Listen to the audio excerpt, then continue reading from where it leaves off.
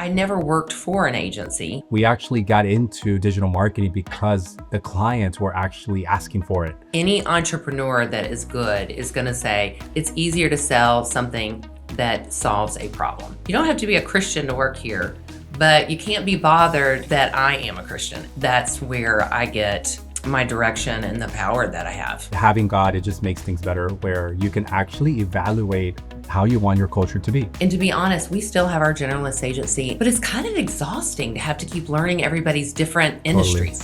Totally. It is exhausting. And so by nature, most marketing agencies are people pleasers. My opinion is that they get afraid of niching down. It's because they feel like they're losing out. Is my agency built on relationships or is it built on results? Even though I know a lot and I know a lot about every product that we offer, I cannot be the expert. When you build trust with your client, they're more prone to reach out to you, if they see you as that growth partner. Most agencies or most people think that AI is going to remove the human touch. If you can automate and processitize, I think I just made that word up.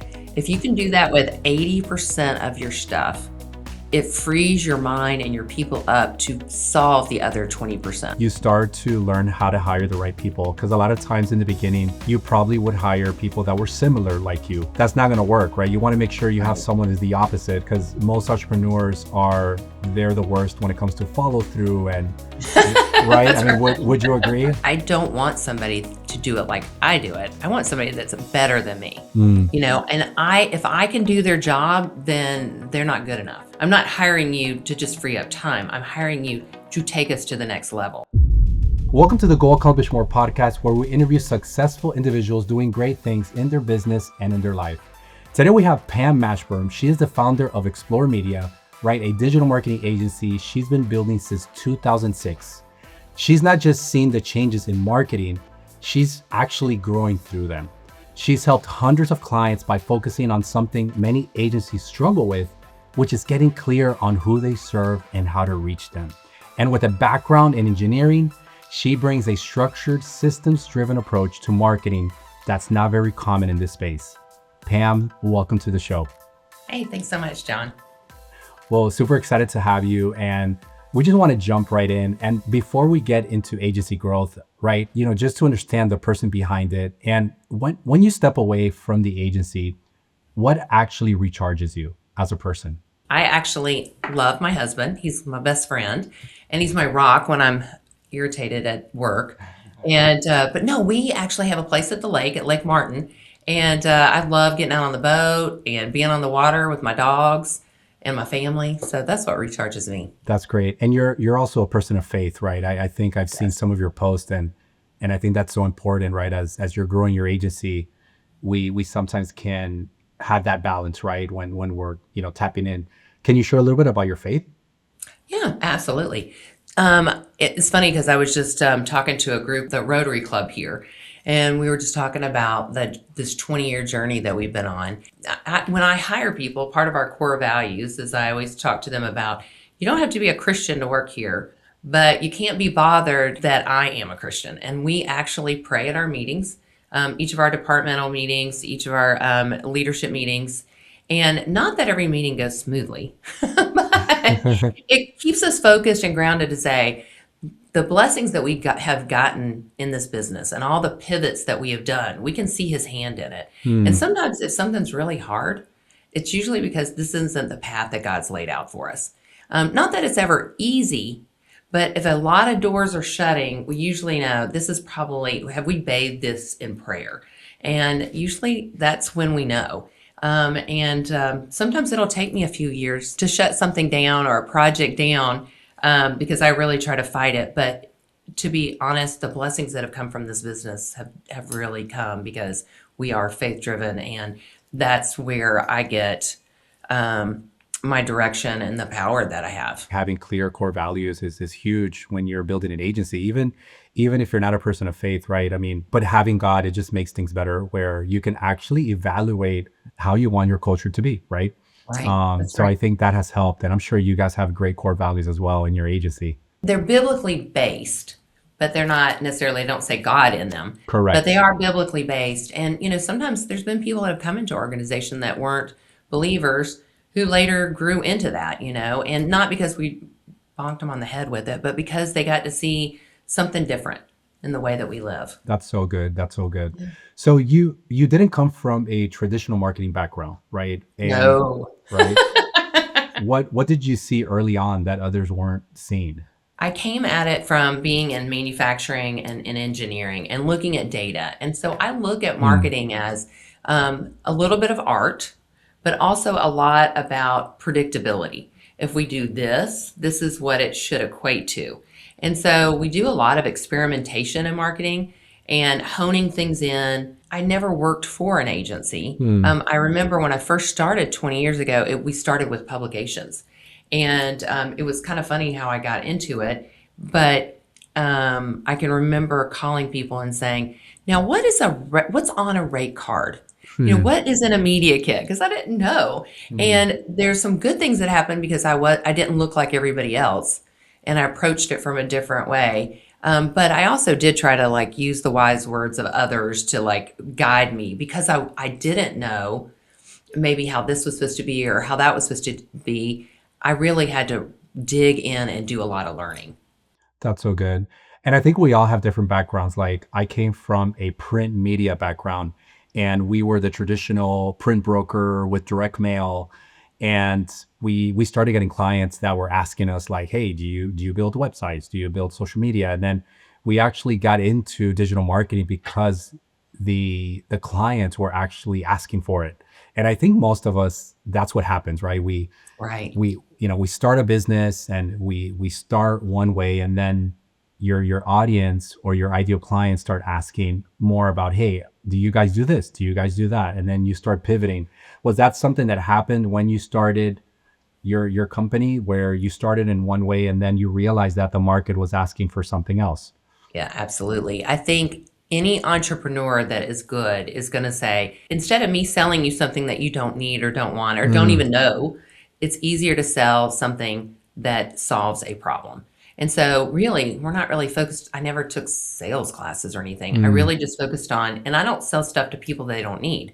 So, if I see something and I go, I think I can help you with that, solve that problem, whether mm. it's I need more phone calls or I need to change a perception about my business, whatever it is, that's what we focused on. But it is funny because I was with a sales, I have two salespeople on staff, and we went on a sales call. I remember him saying, do y'all do Facebook? And I said, yes, we do.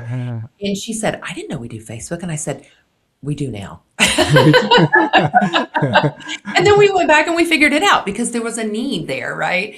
And Absolutely. we knew that that was what would help solve her problem. That's so good. We're from the same mastermind group, and I know that when I started in seven figure agency, Josh talked about niching down, and that was the biggest thing, like niching down SOPs. And how big is niching down in your world? Like when you started pivoting, did you automatically have a niche already where you were servicing, or did you have to start all over again? We have a generalist agency still, and then we just started niching down a couple of years ago, but we already had several HVAC and home services businesses. And we really like working with these guys because they're like me. They run a small business and they are looking for results. Like they don't care about clicks. They don't care about anything except growing their business. And so they look to me to go, okay, Pam, just tell me what we need to do. You go do it. And I really like that. I have a really strong team, as you know, because I have some people from Go Staffy that have Yeah, really helped us grow. And that relationship that we have with these types of clients was pretty much very evident what we wanted to do. that's so great. When you're trying to niche down, like you have already a base of relationships, and then you Mhm. realize like, wait, like I can actually pivot in this direction because I have three type of clients that I'm already serving, right? So it makes it Right. easier, right? Hmm. Why do you think most marketing agencies struggle to clearly define who they're actually trying to reach? I think that a lot of agencies just don't understand the power of niching. And to be honest, we still have our generalist agency, and there are some clients that we absolutely love serving that are not in the HVAC industry. And it's kind of nice because we do learn some things from them that we can carry over. But it's kind of exhausting to have to keep learning everybody's different Totally. industries. Totally. It is exhausting. And so by nature, most marketing agencies are people pleasers. And Mm, so the first thing is when you're trying to figure out your niche, but then the second thing is how do you get people down to a package? Because we think everything should be custom. And so mm, it's really hard to go, but I really like these people and I really like those people. And then I think sometimes we want to make the niche too broad mm, or we make it so narrow and we pick a niche. Like I know some people that I met just recently, they picked a niche and I was like, I don't think those people can afford your packages. mm, And so there's really a process that goes into it.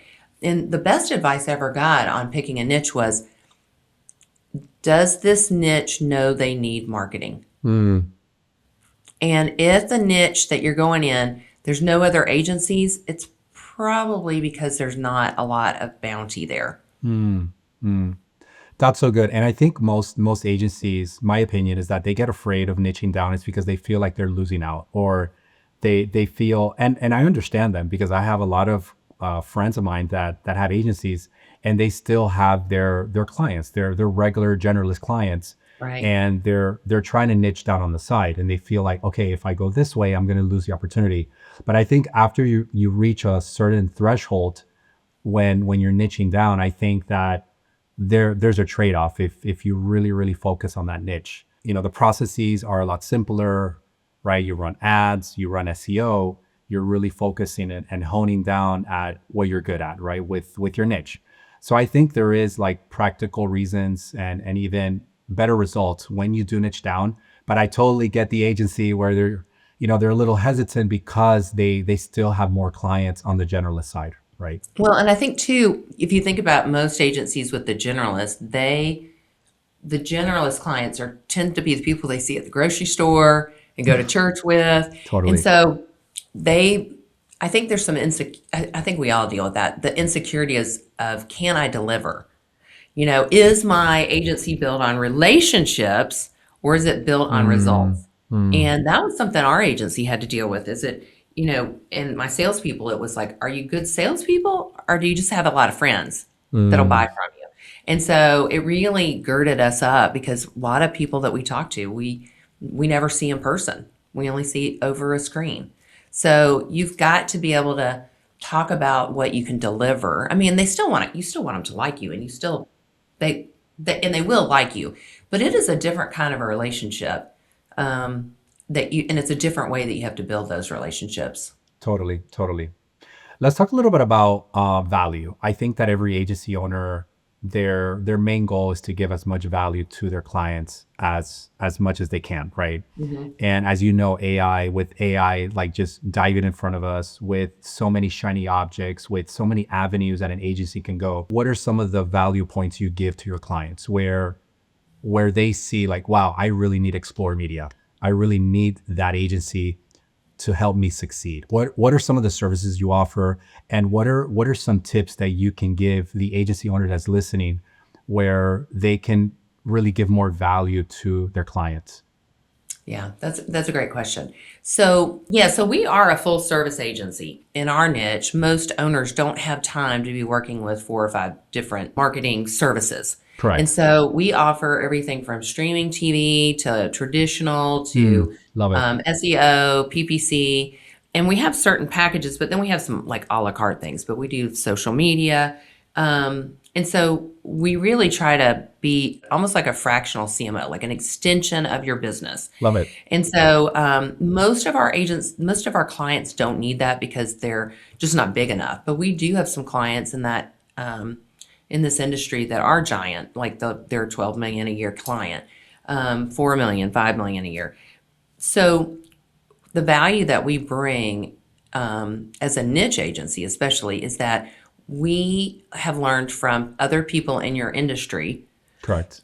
what's working and what's not working. We have just a lot more data points to pull from Mm, that we can confidently say, I know that's a lot of money, but this is what it's going to bring you. These mm, are clear examples of things that we've done. And then the other piece that I always like to talk about is even though I know a lot and I know a lot about every product that we offer, I cannot be the expert. One person cannot be the expert on Google LSA and Google SEM and Meta and TikTok and all the different offerings that we have. And because the algorithms are always changing, the requirements are always changing, and you've got to have time to dig in because the AI that Google has changes the rules all the time. So we have 23 people on our team, and even if you hire one person that's full time, it would be cheaper to use all my experts on my team than it is for you to hire one person that's still not going to understand everything. 100%. Yeah. 100%. So that's really the value that I think we bring, especially as a niche agency. Very similar to what we bring to the table is like we try to be that growth partner that is actually going to go in and really serve the client, right? Because I Yeah. believe that when you build trust with your client, you can offer them now a new service where, let's say AI, right? You can now be that Right. AI expert and tell them, hey, we can build this AI calculator or this AI tool Right. for your business, right? Which is going to help you grow. And they're more prone to reach out to you if if they see you as that growth partner. And I think that that's I the key, love right? that. And that's what they want. In fact, we don't even take anybody on that doesn't want to grow. If they're just like, oh, I just Totally. need somebody to keep up with my website, I'm like, that's not our forte. They can get somebody local, generalist type person that just does that, right? But if they Totally. want SEO and they want all the other pieces that help them grow, because really, a website's just like a house. If you don't do anything to the house, it's going to get old, it's going to get run down, and it's not going to bring value to your business. Pam, so I mean, it seems like you love communication, you love to bring value, you love to be that growth partner to your clients. Well, first question is, do you guys have a strong account management team and keep, that trust going back and forth? I had two salespeople, and one of them's been with me for like 5 or 6 years, and one's been with me almost 11. And when they sell somebody, they would service the account. And man, I was like, we really need to get account managers. And they're like, Mm. no, no, they'll drop. They won't stay with us. Nobody else can service them like I do. Right. And so we brought on that first CSS, and they said, oh, because those people our CSSs could service so much quicker than they could. And so the way that we have structured it, we've only had a strong CSS model going for a little over a year now. And we now have a customer success experience manager. We just promoted somebody to that. And then we have 3 CSSs. And the salesperson still stays engaged as a strategist. And it allows them to do upsells and explain and do, because our CSSs are great at administrative stuff. They're great at helping that client. In our department, we haven't grown them enough to be able to like do upsells. And to be honest, I don't know if our agency will have them do upsells, because I really want to build the trust with those account managers that they're Mm. just wholly looking out for that client. But they can say, we may want to think about doing this. I'm going to have Christina talk to you about it. Mm. And then the other thing is, I do like to come in, and we're not as big as some agencies. There's some agencies that have hundreds of people, and we have about 30 clients right now that are in HVAC. But I've made a commitment that every quarter I want to sit in on at least one reporting meeting per client, so that I can just.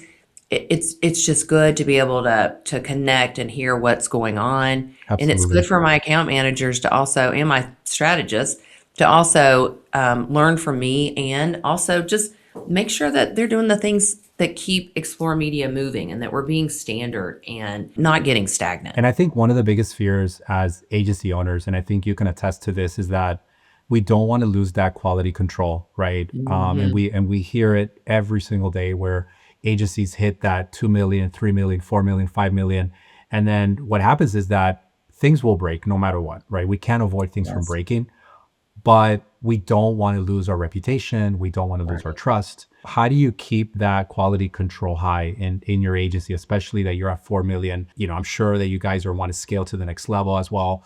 Whew, I wish I had some really good tips. We're struggling with that right now. Last year, our motto was profitability, and this year our motto is processes. Ooh, love that. Because, yeah, and so we have really focused on if we need to define it, and if it's something really that needs a lot of automations, if we can't do it manually first, where it might be a spreadsheet with all the stuff on it, then my project manager that's over ClickUp can go and automate it, right? Love But it. until we define it, I don't want to automate anything. I want to make sure that we really understand, like, do we need all these steps? And sometimes we have a step in there for quality because 3 years ago, something slipped through the cracks and we added 6 steps. But now we don't really need that because we've set something else up. So we're constantly looking at our processes and constantly updating them. And we are in the throes of trying to automate the ones that are kind of tedious, that are easy to miss. We do EOS, and one of the things I love that I learned in EOS is that if you can automate and processitize, I think I just made that word up. If you That's can good. do that with 80% of your stuff, it frees your mind and your people up to solve the other 20%. Love that. So I look at that as quality control. Like, what can we do? And this is interesting. So we're trying to be an AI forward agency. So we have a contest every quarter. We were doing it monthly, and just to kick off, we did it 2 months in a row, and then we went to quarterly. But we have an AI contest. Everybody has to submit; it's a requirement. And some of the measures that we decide on who the winner is, and we have cash prizes. The winners is it something that's repeatable? Is it something that helps your job? Is it something that helps prevent quality issues? And or does it also generate more revenue? And so we give scores in each of those things, and that's how we decide the winner. But it's been really interesting. And people are, because it's required, people are doing it even though they know they may not win. But I had my bookkeeper come in and she goes, "Oh, I just saved all this time by running this kind of report and putting it in AI." And she goes, "I just went home and I was so proud of myself." And this is a person that's, not our technical person. But it was it was interesting that she was looking at it from a quality perspective, even in bookkeeping. Because I'll tell you what, there is nothing that makes anybody madder than a hornet is to get an invoice or something that's wrong. We always have an extra set of eyes behind something, and sometimes two sets of eyes, depending on how big a project it is. But then we also are trying to automate some of those areas that are easy to miss, but they're also like little tedious things. And I think the misunderstanding here, I read this article a few weeks ago where most agencies or most people think that AI is going to remove the human touch, but it's actually going to improve the human touch, right? It's actually going to improve quality control. And I'll tell you why. The reason is because if you can automate the minutia of what we do every single day, like the tedious tasks, the little things that take up most of our time, right? That's going to free us up so that we can develop a better connection with the client, right? You have more time to create strategies, to create structure. Because a lot of times, as you know, sometimes we're in the business, right? Your whole team is in it. They're working super hard, but they don't have the time to actually maybe improve a structure or maybe strategize a bit more because they're Or involved too even much. learn. Or even Yeah. learn, right? Or even learn. Yeah. So I think where this is headed is that it's going to elevate more the human connection, and that might even create more job opportunities in different areas. Like you might need an AI coach or someone that is a Oh, head of yeah. department that's actually just talking about AI. How can we improve this? And getting together with your CSMs, with your project manager. And so yeah, I'm excited and when it comes to AI, because I think it's only going to bring more the human side. Yeah, it's going to elevate the human side. Would you agree So with that? what do you think about all the AI call services? I know a lot of HVAC people are investing in AI answering service. So because that really does remove the human element, right? I think where the AI assistant will be a big play would be on maybe following up, just a follow-up call or after hours, if you're, but I think it's Hmm. never going to replace, I mean, up to now, I don't see it replacing like account managers, EAs and just different, there's a lot of roles. I think that where what AI can do is just amplify the person to the max, right? Where the person can give more output with less Mm-hmm. time or even the same time, and improve Yeah. processes so that Mm-hmm. the human side would be a little bit more elevated. And now we have time to actually spend, like, imagine if your account managers can give a call to your clients once a week instead of once a month because they have more Yeah. time. They can Have more maybe time. send surveys, send Loom videos, right, explaining how things are going, Well, and I communicate even with think them, AI tells right? us, I mean, we're setting up agents to let us know, oh, the trend has changed. And so now's the time to call and find out if we need to do something different, you know? Totally. And I think we still have to be, like I said, AI compliant. And I think your clients should know that. And I think you should, put it on your website and say, hey, we are AI compliant and we're here to service you as your growth partner in this area. So I think this is great. All right. So let's dive in a little bit on, so you've been doing this for 20 years, right? I would say 20 years max, right? In the Oh, agency how is world, that? or Yeah. right, or as a business Mhm. owner, correct? Just as a business owner, yeah. Which gives you a different perspective that most agency owners don't have. Hmm. What's something about building an agency that you only understand after 10 years plus? I would say one thing is that when I first started, I was in charge of everything. I was in charge of bookkeeping. Mm, I was in charge of, I wasn't big on graphic design, but I could do something, right? I could do some cut and sure. paste. But I could do every job in my agency. And when I looked at hiring people, I would tell them, I can do your job. I just don't have enough time, so I'm hiring you. Now, as I've grown as a leader and grown in the agency world, I recognize that I don't want somebody to do it like I do it. I want somebody that's better than me. Mm, And if I can do their job, then they're not good enough. Like, so it's a whole different mind shift, right? I'm not hiring you to just free up time. I'm hiring you to take us to the next level. So mm, it's a different mind shift on how you hire.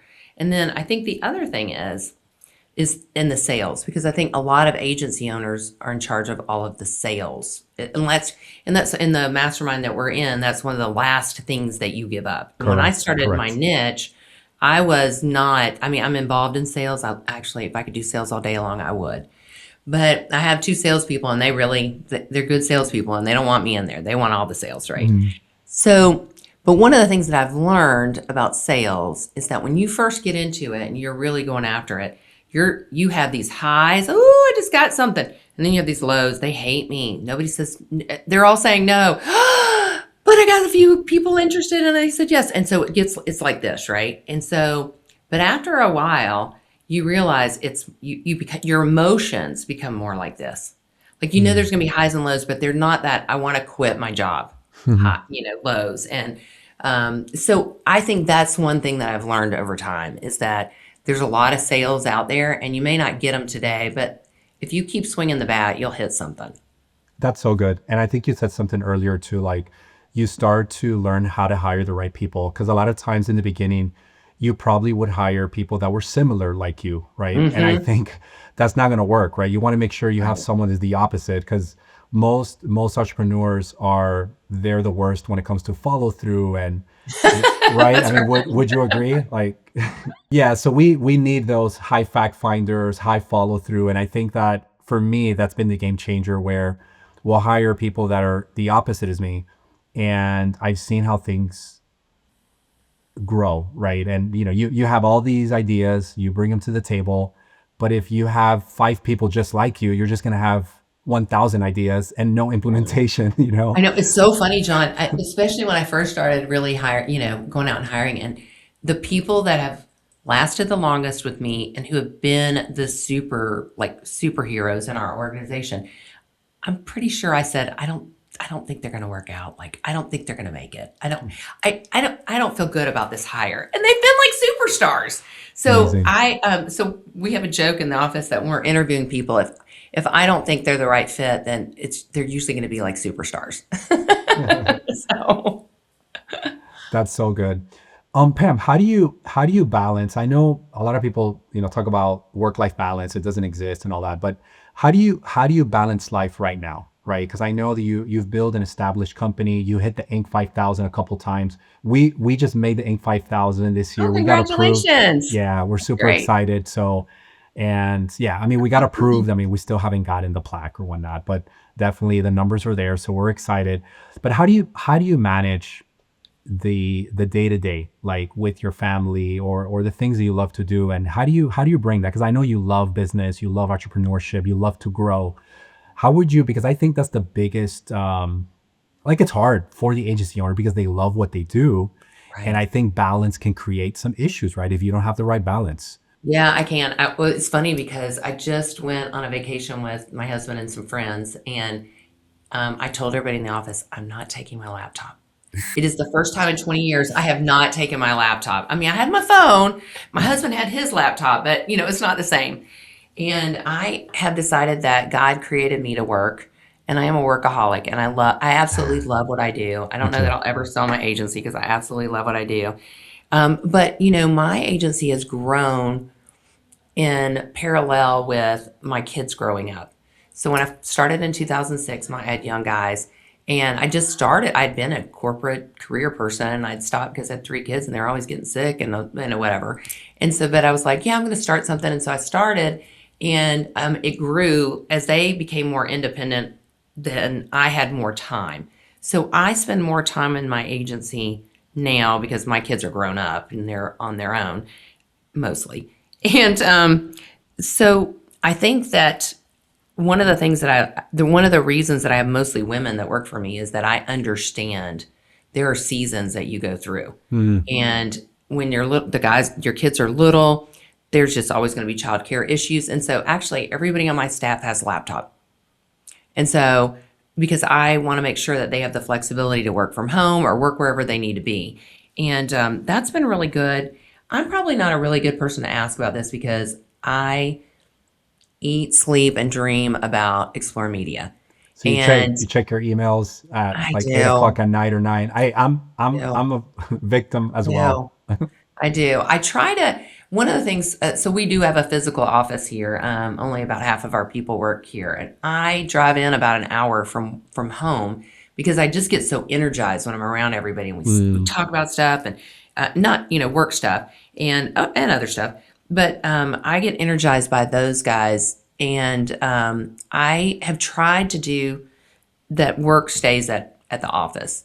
Like I don't really have I have an office at home, but I don't go and I try not to open up my laptop and I try not to think about it, but I'm just not a good person to ask. But I will say this, my kids growing up understood what work was.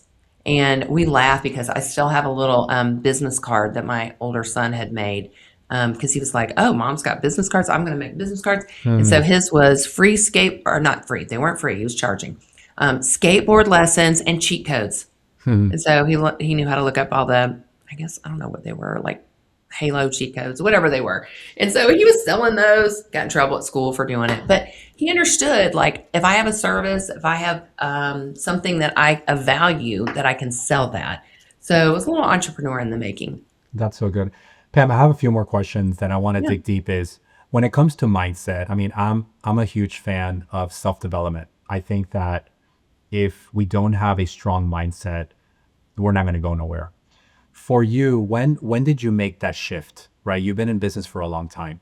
Was there a time where you made the shift and said, you know what, like I am not growing where I need to be, and this is why I'm stuck where I'm stuck at, right? When you made that mental shift, and how do you keep that going? Like, do you constantly read?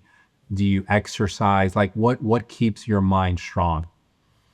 Probably, well, I'm a voracious reader. I read every day. When I think back on my journey and look at where the growth was, it was truly because I appreciated the wise words of many, which is in Proverbs. And God has put some people in my pathway. Hmm. And when I listened to them, I remember being somewhere and the guy said, "You're working all night because you're using these graphic designers that are doing it on the side.